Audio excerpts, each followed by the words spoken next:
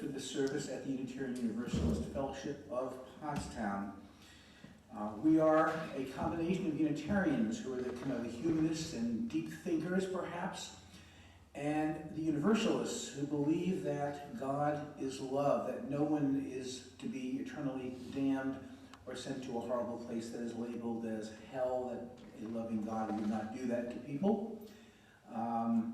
We accept all people. We love everybody. We believe, as long as you believe in our principle of the worth and dignity of all people, you are welcome here. Whatever your religious background, whatever your ethnic background, whoever you love, we are here for you and we welcome you into our midst. And it is now time, as we always have, for announcements for the benefit of the church and the fellowship. If anyone has such an announcement, they may come forward. Avail yourself of the mic on my left.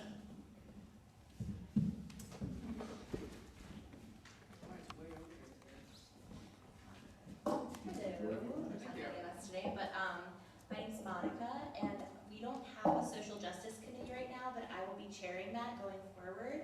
So I'm going to start posting things on the bulletin board out here. And I'll be adding things to like our Facebook page and whatnot. It's going to start off pretty small, and I'll be sending out like a survey to kind of find out what the congregation, what kind of social justice movements they want to get involved in. And I really hope to partner with other fellow UUs in the area. So we're not, because we're just so small, so it'll help with partnering. So if you're interested, let me know and I can keep you posted. Thanks. Very exciting, Monica. Yeah.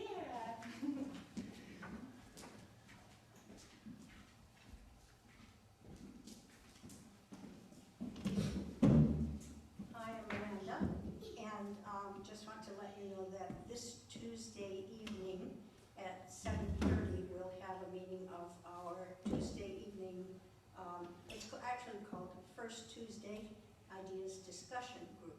And we just get together and all of us bring something interesting that they found in the past while and share. And it will be here, I think, unless the people that are coming can't drive at night. And in that case, there will be Zoom availability. So we'll see what happens. But I'll send out some information about it, probably tomorrow, and with a Zoom invitation if need be. So join us, bring a poem, bring your favorite song, or recording, or something you wrote, or something somebody else wrote, just to share. Social justice has been a hallmark of our small but powerful faith. Probably Unitarian Universalists are at the forefront of social justice. We have many people who have become very famous in that field, so we are small but mighty. So it is now time for that one symbol of our faith, which is the lighting of the chalice. Okay. Do you have a magic? I do not. No, someone knows where the magic later is. Hang on. Here we go. It's kept well away from harm's way. So we will light various candles, all of which have significance for us. So we light this chalice to honor the memory of those who have come before us, kindling flames of wisdom in dark times, willing to challenge orthodoxy even at great personal risk, giving us a legacy of freedom and a love of truth, a legacy that warms our hearts and lights our paths. May it be so.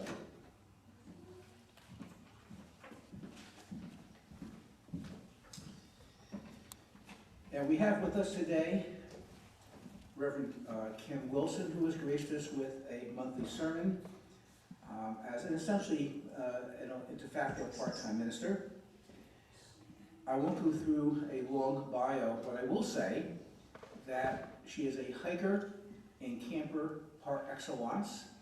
If anybody wants to know the fine points. Somebody been watching me? I don't know. rumors spread in our small community.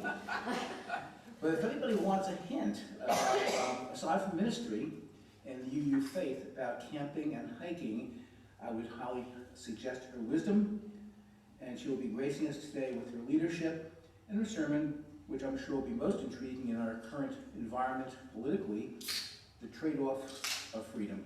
Reverend Kim. Thank you so much for that introduction, John.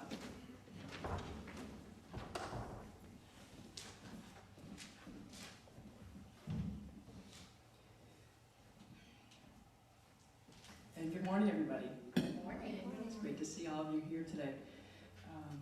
Sometimes it's hard to believe, it's hard to look back in history and imagine things being so different. And it's hard not to take some of our rights and privileges for granted today. But our prophets, some of them died for the freedom of faith. We are here in their spirit.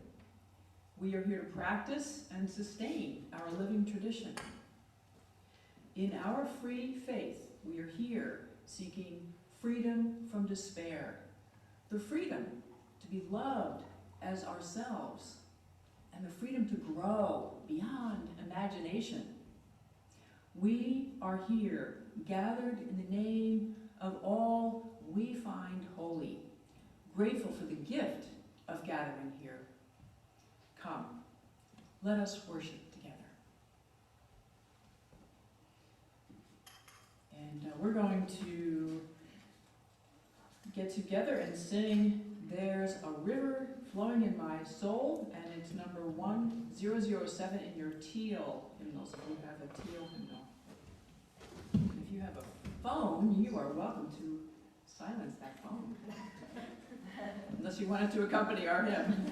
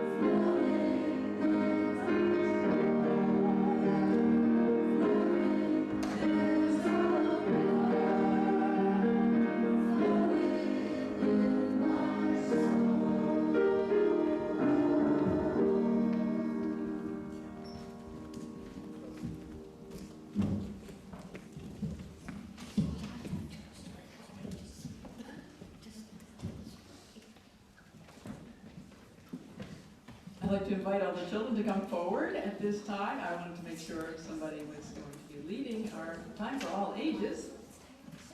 All right, so if the children would come forward, you can get yourself a mat to make yourself more comfortable as you sit down.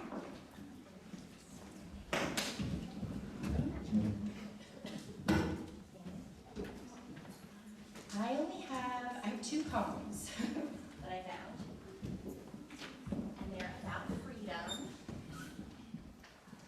The first one is by Olive Runner, and it's called Freedom. Give me the long, straight road before me, a clear, cold day with nipping air, tall, bare trees to run on beside me, a heart that is light and free from care. Then let me go. I care not whither my feet may lead, for my spirit shall be free as the brook that flows to the river, free as the river that flows to the sea. I like that one because I find a lot of freedom in nature, and that's what we're going to do today. We're going to go outside. The next one is Freedom by Sanchita. Okay. Freedom is to fly like a bird up on the sky. Freedom is to climb the mountain so high. Freedom is to fight bravely for your nation. Freedom is to provide every illiterate education. Freedom is to live each moment of life as a celebration. Freedom is to thank God for making us his beautiful creation. Freedom is to enjoy like a child. Freedom is to spread on every face a wonderful smile. Freedom is finding eternity within soul. Freedom is to let the dreams go beyond control. Freedom is to dance freely in the rains. Freedom is to let go off all the pains. Freedom is heavenly blessing. That's it. What do you guys think freedom means? What does freedom mean to you? Nice. Nice? Anybody? What do you think, Cole? Hello. Anybody? You don't have to answer if you want to. Okay. We'll talk about it more later. Let's go play. All right, we'll sing the children out with Go Now in Peace.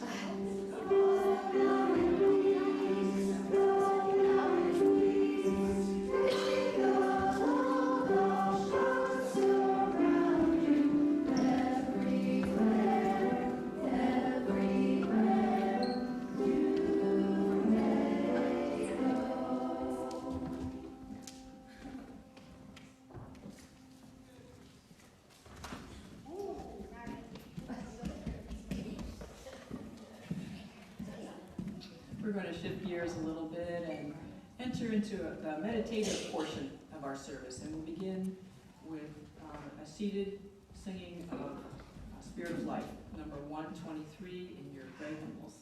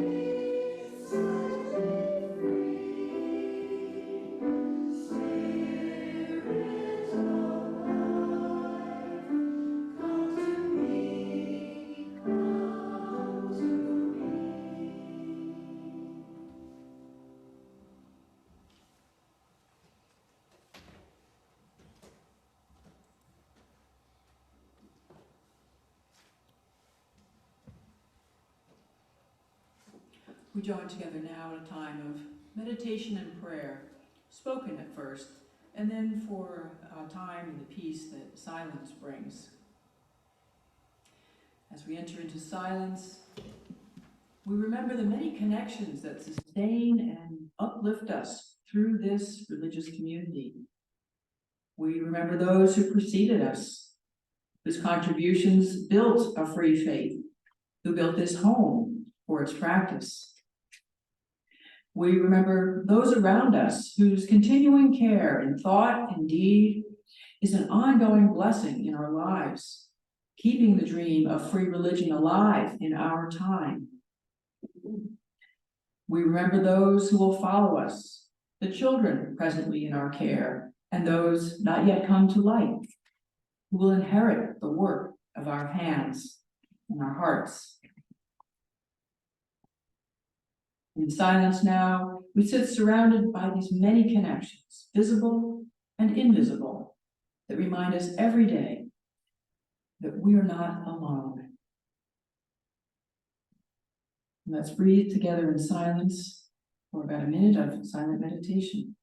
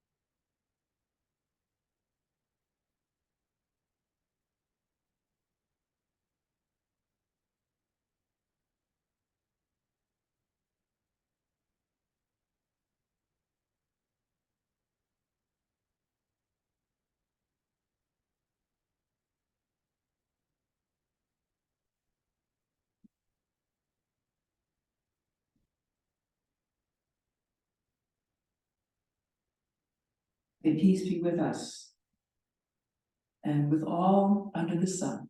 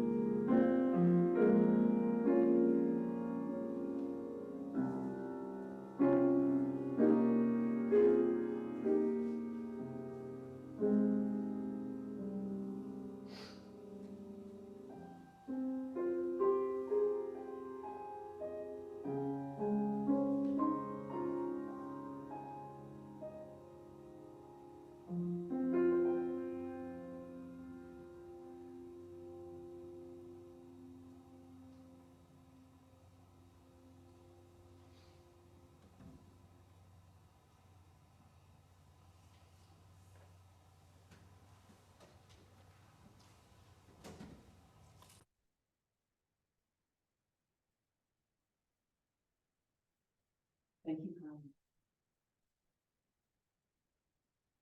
Now is the time in our service when we give and receive this morning's offering, which goes to support the mission of this congregation.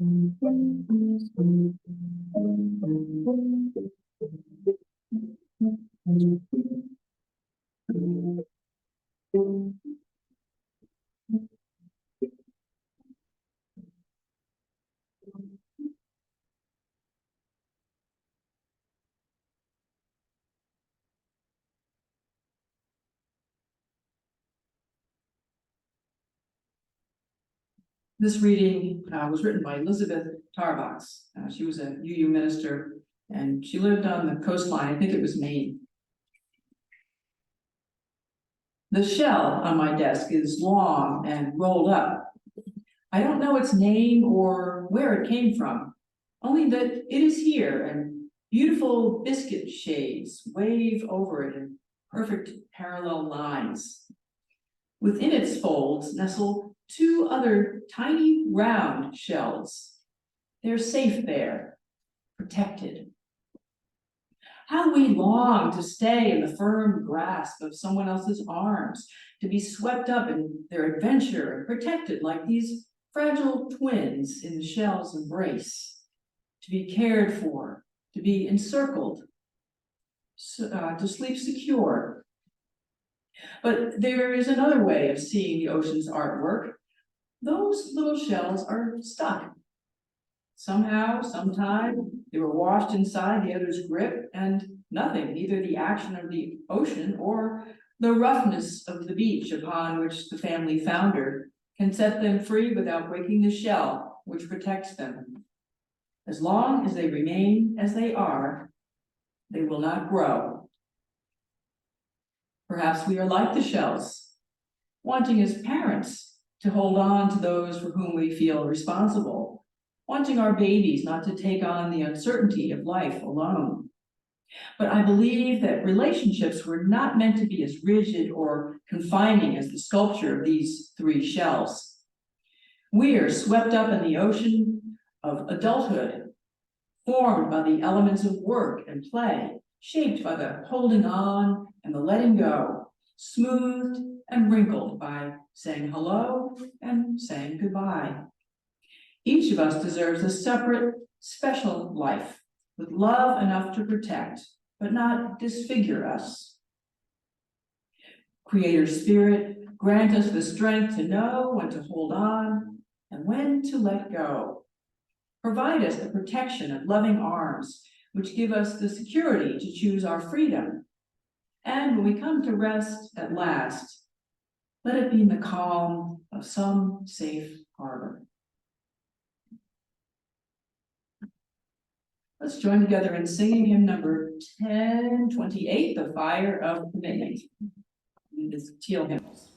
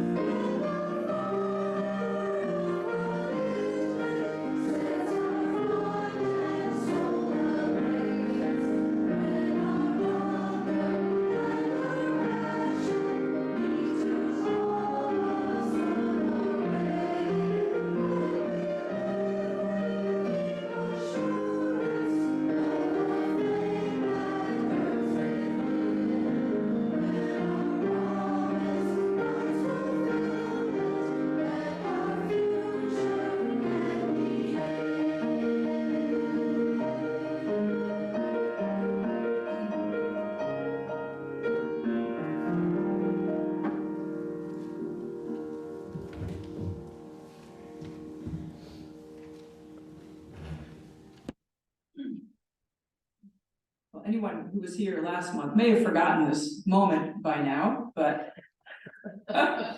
this does have to do with memory, and it has to do with my memory. We had a discussion after the sermon, and I referenced a sermon that I had preached this past spring on the trade-off of freedom. And I got kind of a blank look, and I thought, oh, well, that was last spring. Who remembers that? Well, then I went back and I looked, and I realized I had never preached this sermon. So, no wonder. So I thought, well, why don't I go ahead and do it for you all in October? So here it is. And this is a message that I feel is a very important one for us to bear in mind. And as someone mentioned, it comes around again and again as being something important for us in our lives. Anyway, I heard a story that I thought was kind of adorable. There was a kindergarten teacher who was walking around her classroom observing the children as they were drawing pictures. And she saw this one little girl who was working very diligently. So she stopped by her desk and asked her what she was drawing. And the little girl replied, "I'm drawing a picture of God." And the teacher paused. And then she said, "But nobody knows what God looks like." The little girl didn't even look up from her drawing. She said, "Well, they will in a minute." To be blessed with such absolute confidence. This child isn't troubled by doubts. She doesn't question the validity of her perceptions or fantasies. She understands what she understands. She knows what she knows. Chances are this young person's concept of God will change as she grows up. Once she's an adult, she may develop a more mature, more nuanced understanding of the sacred. Depending on her environment and the ideas she's exposed to, she may, as an adult, be part of a religious community that helps her explore her questions about God, about life and death, and about how to best live one's life. For many members of traditional religions, there is a kind of comfort in a system in which they can find all the answers. This is one way of approaching the big questions of life and the search for guidance on how to live. Questions such as, is there a God? If so, what is the nature of God? Does life have meaning? How did time begin? What is goodness? How do I know what is truly just? What happens after death? Who doesn't sometimes long for the firm grasp of someone else's arms, to be protected, to be cared for, to be encircled, to sleep secure, as Elizabeth Tarbox writes? An orthodox belief system that can provide security, that can provide answers, that can eliminate doubt. A system like this can be very comforting and uplifting for some people, especially if they're surrounded by like-minded people in a religious setting. For Christians, those orthodox answers would be framed by Jesus Christ. For Jews, the law of the covenant, and for Buddhists, the eightfold path to enlightenment, to name just three. There are two types of what we might call closed religious systems. The first is a system that's bound by a creed, a statement of faith that's created by religious authorities. A creed is a summary of the religion's sacred texts and their interpretation by those authorities, a sort of a shorthand.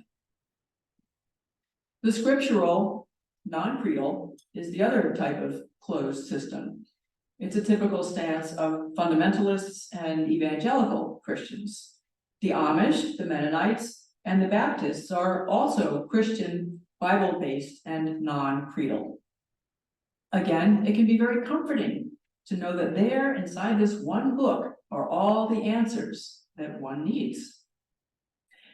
I'm reminded of a classmate named Bill, who was in a seminary I took, a seminary course I took on the book of John in the Christian Bible. I don't know what his denomination was. He was only there for that one class. I think he just needed that one class to get his degree somewhere else. But it was quickly apparent that Bill's religious outlook was one in which the Bible was the only source of authority. No creed but the Bible, as they say. I learned very early on that he and I were on opposite ends of the spectrum as far as biblical interpretation was concerned. In this class, we wrote a reflection paper each week on the previous week's assignment. And then we'd trade papers with an assigned partner and comment on what our partner had written. And I'm quite sure our professor couldn't resist putting the two of us together. Because of course, he was well aware of the differences between Bill's and my outlooks. And at the time I was annoyed, but I later appreciated what the professor did because I gained some insight into a very different paradigm of religious faith. We were learning to interpret the gospel writings metaphorically, and that was my approach. But Bill's understanding of these writings was absolutely literal. Whatever Jesus said in the Bible is word for word accurate, like there was a reporter there taking notes. He took strong exception to the idea that the author of John used his own perspective and literary devices in reporting the teachings of Jesus. Bill's was a faith that was very clear and very certain. He had a hard time in that class. The lack of a creed is a position that bothers many mainstream creedal Christians. Their creeds help preserve the Orthodox Christian faith. By providing a formal public affirmation of their faith, churches enable their members and their prospective members to know exactly where they stand. In this way, a creed provides clarity. It makes sure there aren't murky waters where people can get lost in wrong beliefs. A no creed but the Bible stance opens up the possibility of all kinds of interpretations of Scripture and what some have called novel deviations from historic Christendom. Or, more disturbingly, it could lead to the formation of cults, in which typically there's one strong leader who's dictating those interpretations. Now, Unitarian Universalism has never been a creedal faith. Both our Unitarian and our Universalist forebears rejected the idea that religious authorities have the right to impose their views on the laity. This is the source of our commitment to freedom of belief. But we are not a cult. At least we don't think so. But here's why I say this. As former UUA President William Schultz explains in the Unitarian Universalist Pocket Guide, our individual predilections need to be tempered by conversation with our tradition, our history, as well as tested within the crucible of our community. It's through this tempering and testing process that Unitarian Universalism continues to be what we call a living faith, one that isn't static. The concept of a living faith makes us different from other religious organizations. As William Schultz has written, we respect the answers offered by Christianity, Judaism, Buddhism, and other world's faith traditions, and even draw upon some of those traditions.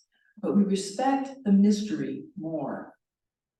We know that the answers to the great religious questions may change from generation to generation, and that ultimate truths about the universe and its creations can never be captured in a statement of faith.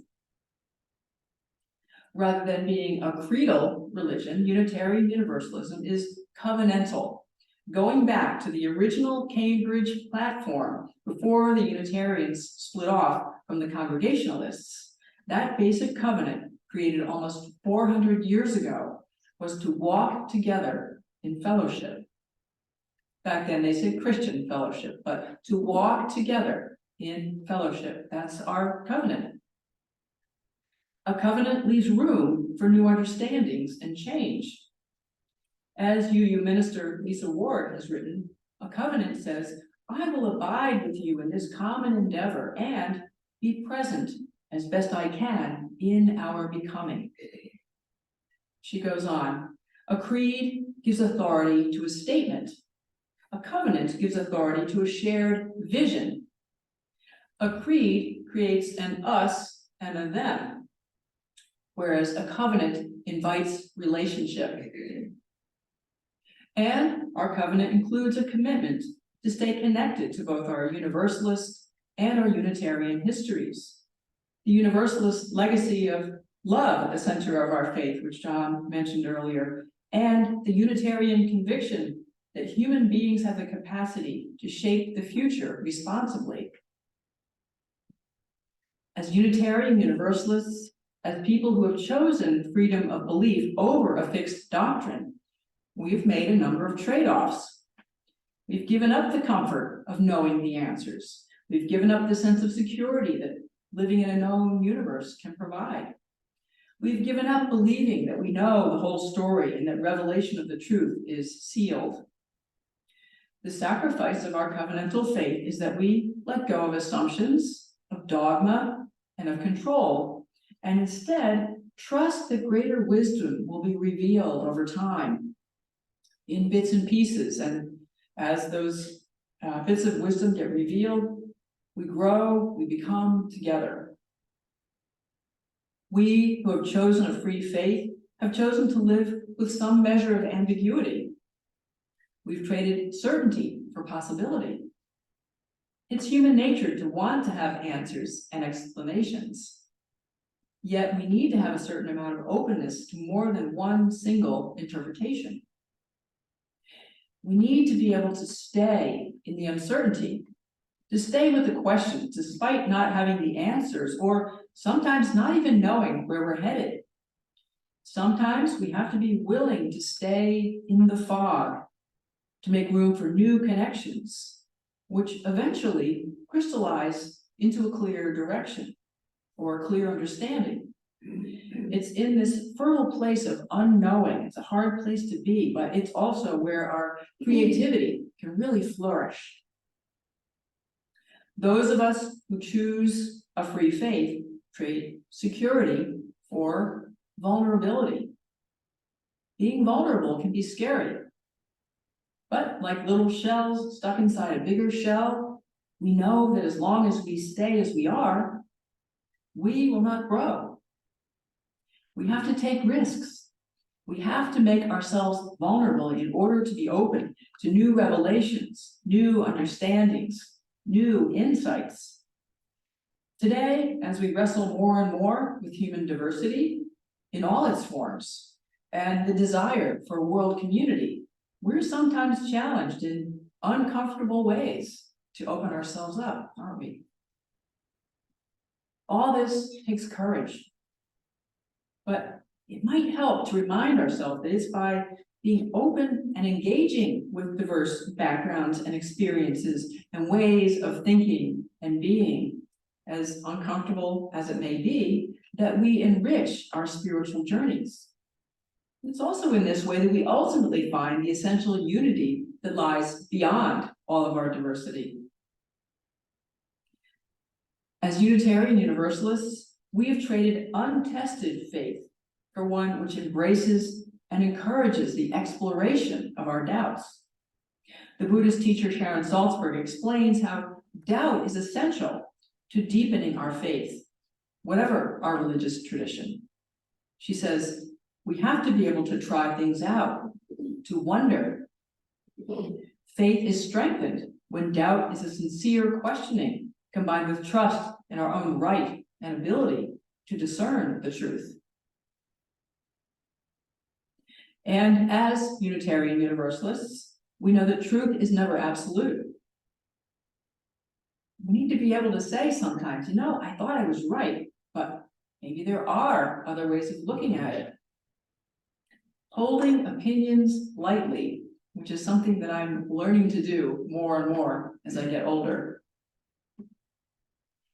We can relax our grip on our opinions and our most tightly held convictions. We can then open ourselves up to listen to what the universe has to teach us. And it's through our creative exchanges, whether it's with another person or in looking deeply into whatever it is that's before us, that we may be led to new insights and spiritual wisdom. Some members of Orthodox faiths find ways to face and work through their doubts, with the result being a stronger commitment to that faith. Of course, there are risks involved in doing that. Closer examination could have the opposite effect. Some of you may have had this experience yourselves if you come from a traditional religious background. Others in traditional faiths find ways to set aside their doubts.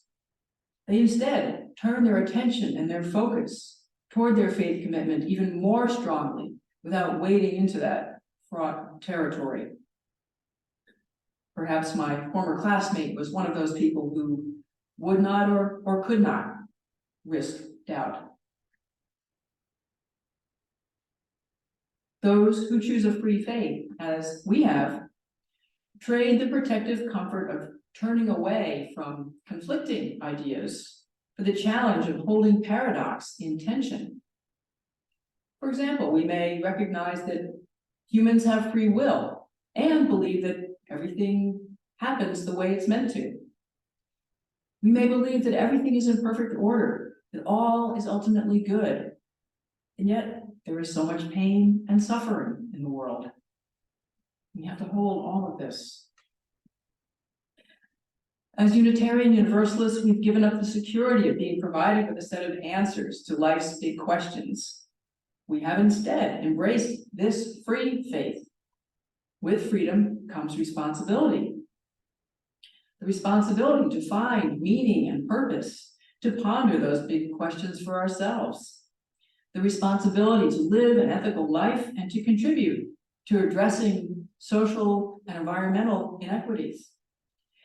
And the responsibility to one another, to support each other on our spiritual paths. We've rejected one kind of comfort and security. Instead, we find warmth, comfort, caring, and security here. Not in doctrines, but in this community of faith, where we wonder together and are vulnerable together and sometimes get uncomfortable together. And we're held together in this beautiful covenantal relationship by our history and by our commitment to the values embodied in our principles. Remembering all those religious ancestors who paved the way for us with their dedication, with their tears, sometimes with their very lives. Let us celebrate the free religious faith of Unitarian Universalism. May it be so.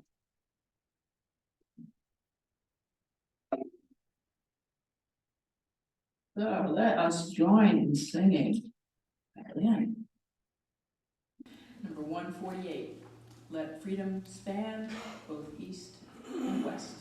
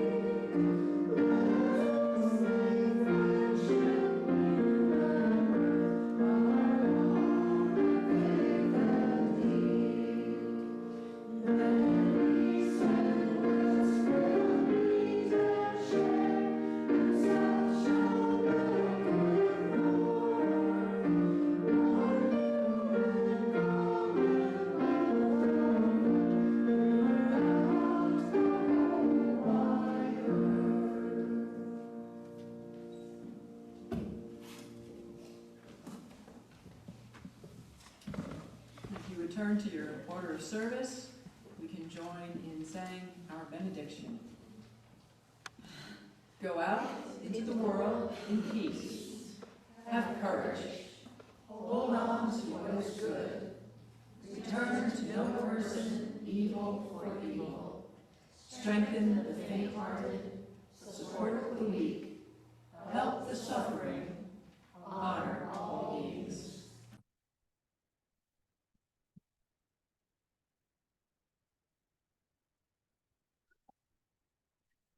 And now we have a portion of our